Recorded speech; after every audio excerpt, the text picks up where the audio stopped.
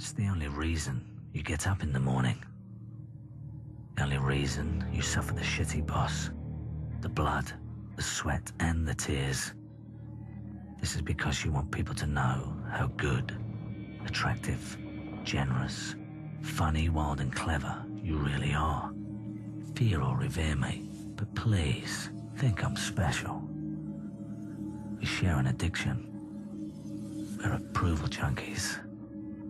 We're all in it for the slap on the back and the gold watch. The hip hip who fucking raw. Look at the clever boy with the badge, polishing his trophy. Shine on, you crazy diamond.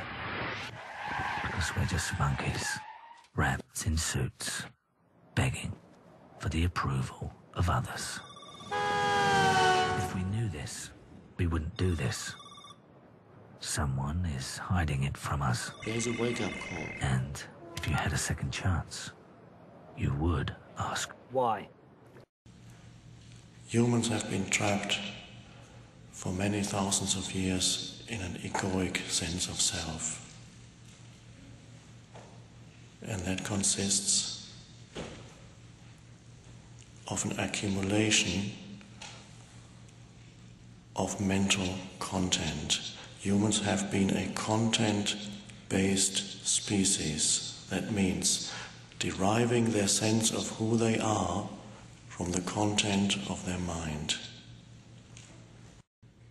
The transformation of consciousness that is happening to each one of you is that kind of death, but it is not the physical death. It's the death of what I call the me, or what in some spiritual traditions is called the self, which is a mind-made sense of self. That is dissolving. So really, why we are here is to undergo that death voluntarily. Well, partly voluntarily. Because if you hadn't gone through great suffering already due to being trapped in a mental image of me, which is a suffering sense of self, a sense of self that is unhappy a lot of the time.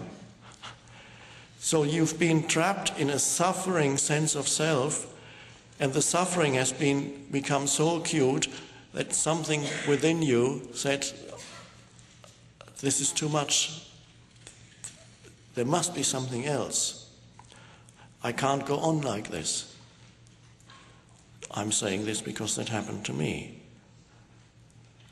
So it looks as if you had chosen to come here, and that's fine, that's one perspective on it.